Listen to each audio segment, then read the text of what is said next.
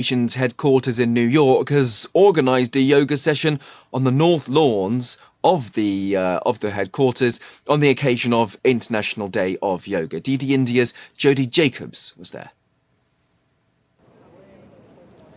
In 2014, the United Nations declared the 21st of June as the International Day of Yoga, recognizing that yoga provides a holistic approach to one's health and well-being.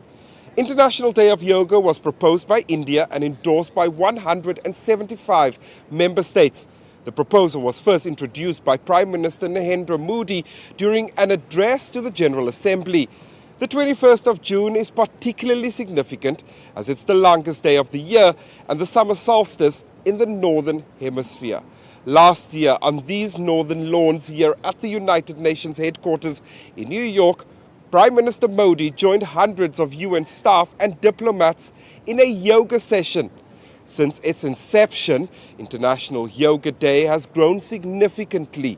Globally, governments, yoga institutes and individuals plan large-scale yoga classes and cultural gatherings, and the day has developed into a worldwide platform for spreading awareness of yoga and of all its advantages for leading a balanced and healthy life. This year marks the 10th International Day of Yoga, and once again these lawns will be decked with yoga mats as UN officials and diplomats will again participate in a yoga session. The event is organized by the Permanent Mission of India to the United Nations, with the theme this year being Yoga for Self and Society. Jodie Jacobs at the United Nations headquarters in New York, reporting for DD India. Well, Tanvi, that's it from me here in Washington. Back to you in the studio. Thank you, Benji. We look forward to the yoga celebrations from your part of the world. Well, here in Asia, yoga teachers in Japan are hoping they can help the practice break into the mainstream. They say yoga could help the busy working people of Tokyo recover from the stresses of city life. But less than 20% of the population regularly practices yoga. DD India's Chris Gilbert has the story from Tokyo. It's early on a Tuesday in the heart of the world's biggest metropolis, and Tarun is teaching his students nourishment. He uses yoga to help busy working people win the morning. If they practice regularly, he says yoga can help them win their week, their month, and eventually their whole lives. If you practice yoga, you will get everything what you need from this life, and you will be the best of your life. I'm not saying to compare to your neighbors or compare to anyone. You will be your best.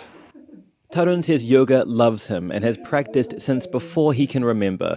He wants to share that love in Japan, often appearing on TV, to make it popular. But he says it's not yet broken through into the mainstream. Yoga needs to get popular in Japan. The peak is not there yet. Not even 20% people are practicing yoga. So we at least need to go 30% of the Japanese population practicing regularly yoga.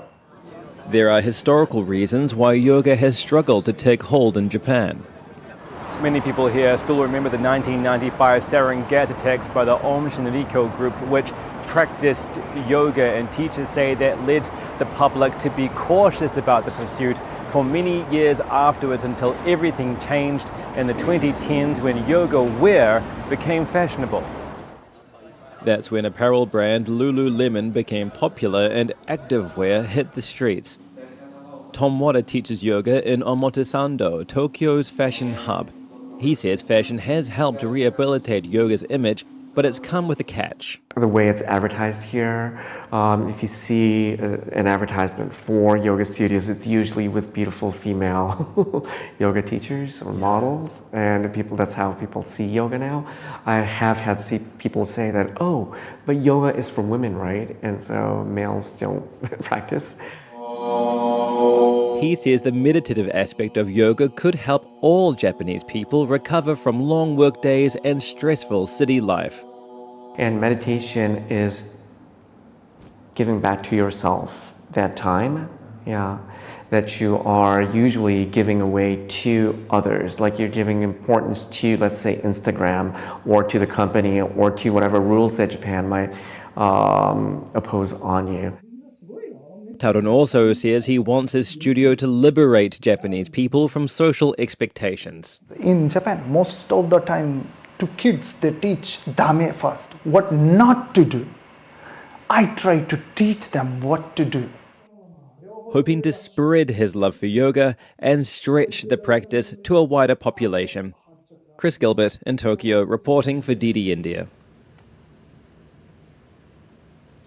So, well, being a practitioner of yoga myself,